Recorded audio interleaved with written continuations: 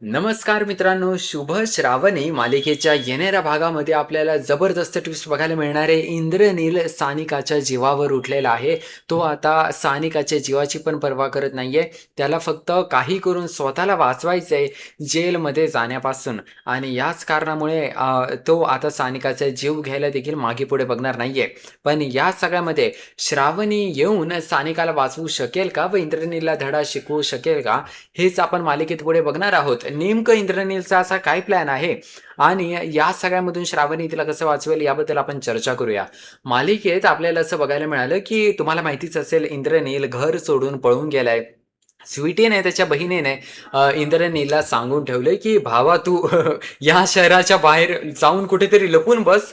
नंतर मी तुला सांगते पुढे काय करायचं ते. आता ज्या गोडाऊन मध्ये इंद्रनीलला ठेवलेलं असतं तिकडे त्याला जेवण्याची खाण्याची सगळी व्यवस्था करून दिलेली असते आणि तेवढ्यातच अचानक पायांचा चालण्याचा आवाज येतो. इंद्रनीलची फाटते, त्याच्या पायाखालची जमीनच सरकते. त्याला कळत नाही आता कोण आलंय. त्याला वाटतं पोलीस ऑफिसर आले की काय त्याला पकडायला. जेव्हा तो माणूस समोर येतो आणि इंद्रनीलच्या रूमचा दरवाजा उघडतो तेव्हा तो दुसरा तिसरा कोणी नसून रुद्रप्रताप असतो. इंद्रनीलला असं वाटायला लागतं की रुद्रप्रताप स्वतः इंद्रनीलला पकडायला आलाय. आता त्याची तर फाटते. त्यामुळे रुद्रप्रताप जेव्हा इंद्रनीलकडे जातो तो इंद्रनील खूप माफी मागतो. बोलतो की माझी काही चूक नाहीये. मी काही केलं नाहीये. प्लीज मला माफ करा, मला सोडा. आणि त्यावेळेस रुद्रप्रताप सांगतो, "अरे इंद्रनील जरा गप्प बस. मी कोण आहे माहिती का? रुद्रप्रताप आहे मी. स्वीटीचा मित्र. तुझी बहीण माझी मैत्रीण आहे, खूप चांगली मैत्रीण आहे आणि मी तुला वाचवायला आलोय." असं रुद्रप्रताप इंद्रनीलला बोलतो. त्यावेळेस इंद्रनील म्हणतो की "अच्छा तुम्ही मला वाचवायला आलेत?"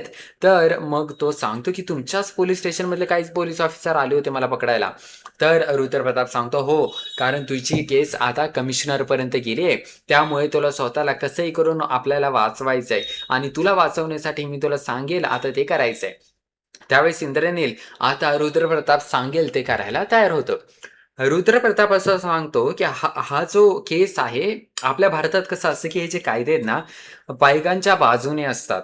म्हणजे स्पेशली जे असे कायदे आहेत बलात्कार वगैरेचे आणि त्या कारणामुळे जर इंद्रनीलला या केसमधून वाचायचं असेल, तर त्याच्याकडे काही पुरावे पण नाहीयेत. त्याच्या म्हणजे सानिकाच्या पोटात जे बाळ आहे, ते इंद्रनीलचंच बाळ आहे. मग त्यामुळे त्यामधून इंद्रनील आता कसा वाचणार आहे? तर या सगळ्यामधून वाचण्यासाठी रुद्रप्रताप इंद्रनीलला सांगतो, की तुझ्याकडे एकच पर्याय आहे. तो म्हणजे की पहिलं तर सानिकाला केस मागे घ्यायला सांगायची. सानिकाने जर केस मागे घेतली तर विषय संपला. त्यानंतर काय करायचंय ते तू माझ्यावर सोड. त्यानंतरचा प्लॅन असा असतो, की पहिलं म्हणजे की इंद्रनील सानिकाला कन्व्हिन्स करणार, की तू केस मागे घे. त्यानंतर इंद्रनील जो आहे तो सानिकाला एका हॉस्पिटलमध्ये घेऊन जाणार आणि त्यांच्या बाळाचं अबॉर्शन करून घेणार. म्हणजे की त्यांच्या बाळाला जीवे मारणार. आता झालंय असं, की त्यांचं बाळ होऊन म्हणजे बराच टाईम झालाय सानिका प्रेग्नंट होऊन. जर सुरुवातीला ऑपरेशन केलं असतं तर ठीक होतं. इंद्रनील रुद्रप्रतापला सांगतो, की जेव्हा आम्ही एका दवाखान्यात गेलो होतो सानिकाचं अबॉर्शन करायला, तेव्हा त्या डॉक्टरांनी सांगितलं, "सानिकाचं अबॉर्शन नाही केलं जाऊ शकत कारण ते तिच्या जीवाला धोका आहे. तिच्या शरीरात रक्ताची खूप कमी आहे." त्यामुळे आता इंद्रनील बोलतो, की "नाही, ते तिच्या जीवाला धोक्याचं ठरेल." रुद्रप्रताप बोलतो, "हे बघ, आपण खाजगी दवाखान्यात जाणार आहोत आणि खाजगी दवाखान्यात जर त्या डॉक्टरला पैसे दिले तर तो सांगेल ते करतो. त्यामुळे मी सांगेल तसंच करायचं." असं रुद्रप्रताप स्पष्ट बजावतो त्या इंद्रनीलला आणि सांगतो, की "हे बघ, मी सांगितलंय ना, तर मग आपण अबॉर्शन करणार सानिकाचं. तिच्या जीवाला धोका असो, तिचं काही होऊ दे, तुला काय पडलीये त्याची? तुला जेलमध्ये सडायचंय का?" तर त्यावेळेस इंद्रनील बोलतो, "नाही, नाही, मला जेलमध्ये नाही सडायचंय." तर रुद्रप्रताप सांगतो, "हे बघ, तुला जेलमध्ये सडायचं नाहीये, तर एकदा विचार कर. तुला स्वतःच्या जीवाची पर्वा आहे का सानिकाच्या?" इंद्रनील म्हणतो, "मला स्वतःच्या जीवाची पर्वा आहे आणि आता सानिकाचं काही होऊ दे, ती मरू दे, तिचं काही होऊ दे, मला काही फरक पडत नाही." तर रुद्रप्रताप म्हणतो, "ठरलं तर मग. आता तुला हेच करायचंय. पहिलं म्हणजे तुला सानिकाला केस मागे घ्यायला लावायची आणि त्यानंतर आपण तिला एका खाजगी दवाखान्यात घेऊन जाणार आहोत. तिथे तिचं अबॉर्शन करायचं." आता इंद्रनील तयार होतो हा प्लॅन पूर्ण करायला. त्याला आता शंका असते, की सानिका आपलं ऐकेल का? पण रुद्रप्रताप सांगतो, की सानिकाचं तू पहिलं प्रेम आहे आणि पहिलं प्रेम एका बाईला, एका पुरुषाला कधीच विसरता येत नाही. त्यामुळे ती नक्की ऐकेल. त्यावेळेस आता इंद्रनील सानिकाला फोन करतो आणि बोलतो, "सानू, माझी सानू, कशी आहेस तू?" इंद्रनीलचं बोलणं ऐकून सानिका म्हणते, "अरे इंद्रनील, तुला काय झालं? म्हणजे तू आधी किती वाईट बोलत होता माझ्यासोबत, की तुला माझं व्हायचं नाहीये, तुला ह्या बाळासोबत माझ्यासोबत काहीच संबंध नकोय. आता तू अचानक असं कसं बोलतोय गोड-गोड?" तर इंद्रनील म्हणतो, "हे बघ, माझ्याकडून चूक झाली. जे काही झालं ते मी स्वीटीच्या दबावाखाली येऊन केलंय. पण माझं तसं नाहीये. माझं तुझ्यावर खूप प्रेम आहे. त्यामुळे मला तुला भेटायचंय." सानिका म्हणते, "अरे इंद्रनील काय बोलतोय?" तर इंद्रनील म्हणतो, "हे बघ, आपण दोघे भेटूया, एका मंदिरात जाऊया आणि देवा ब्राह्मणाच्या साक्षीने लग्न करून टाकूया. एकदा आपलं लग्न झालं तर घरच्यांना ते लग्न स्वीकारावंच लागेल." त्यामुळे आता सानिका विचार करते, बरोबर बोलतोय. आता जर इंद्रनीलने खरोखर सानिकासोबत लग्न केलं, तर स्वीटीच्या घरच्यांना देखील ते लग्न स्वीकारायला लागेल.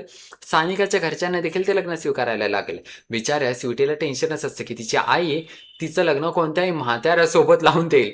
आता सानिका या भीतीमुळे खुश होते आणि म्हणते, की "ठीक आहे, आपण तसंच करूया. उद्या मी तुला भेटायला येते. तू सांगेल तिकडे आणि मी तुझ्यावर आता शेवटचा विश्वास ठेवते. प्लीज माझ्या विश्वासाला तडा जाऊन देऊ नकोस." असं स्पष्टपणे सानिका बोलते. हे सगळं इंद्रनीलला पटतं.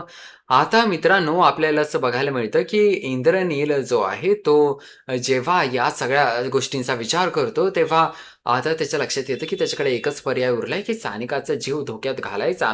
कारण तिचं आता पोटातलं बाळ ते बरंच मोठं झालं असेल आणि जेव्हा अशा क्षणी अबॉर्शन केलं जातं, तेव्हा खरोखर बाईचा जीव धोक्यात असतो. म्हणजे सुरुवातीला जेव्हा सानिका अबॉर्शन करायला गेली होती, तेव्हा त्या डॉक्टरांनी सांगितलं होतं, की तुमचं जीव धोक्यात आहे. त्यामुळे आम्ही अबॉर्शन नाही करू शकत. तर ते तर डॉक्टरनी खोटंच सांगितलं होतं. कारण त्या डॉक्टरांनी स्वीटीकडून पैसे घेतले होते आणि खोटं बोललं होतं. पण यावेळेस सानिकाच्या पोटातलं बाळ खरोखर आता मोठं झालंय. आता खरोखर उशीर झालेला आहे. पण आता या सगळ्यामध्ये सानिका तर खूप खुश असते. सानिका जेव्हा मागे वळून पाहते, तर तिच्या मागे श्रावणी उभी असते. श्रावणी अचानक म्हणते, "सानिका, तू एवढी खुश का दिसतेय? कोणासोबत फोनवर बोलत होतीस?" आता त्यावेळेस श्रावणीच्या मनात मोठी शंका असते. कारण तिला माहिती आहे इंद्रनील गायब झालाय आणि तिला इंद्रनीलचा पत्ता शोधायचा आहे. श्रावणीच्या मनात शंका असते. इंद्रनील जो आहे तो आज ना उद्या सानिकाला कॉन्टॅक्ट करायचा प्रयत्न करेल, तिची मदत घेण्याचा प्रयत्न करेल.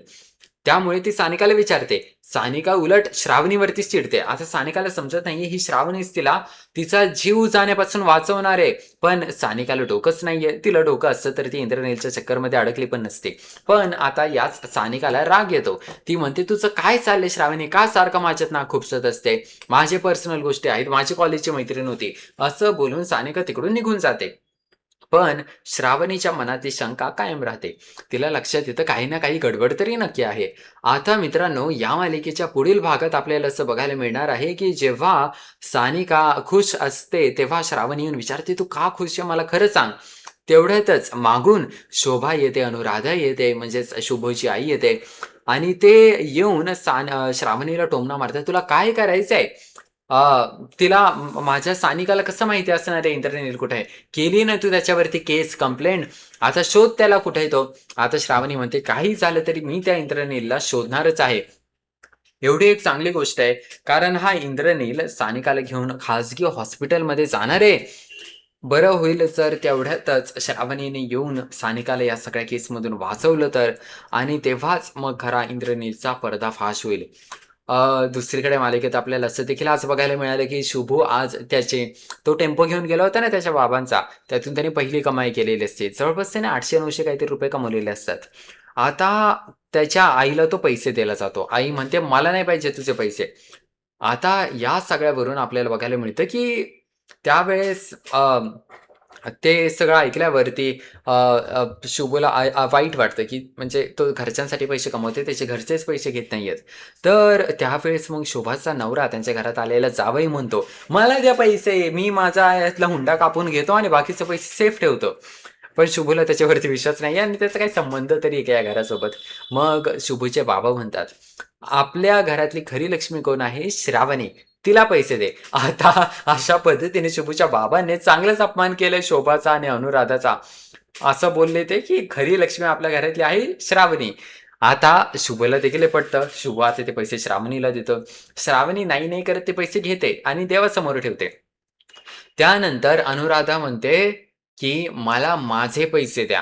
मी काय बोललो होतं, की या टेम्पोचं आम्हाला भाडं द्यायचं कारण हा आमचा टेम्पो आहे. तर ₹500 दिवसाचं भाडं आहे.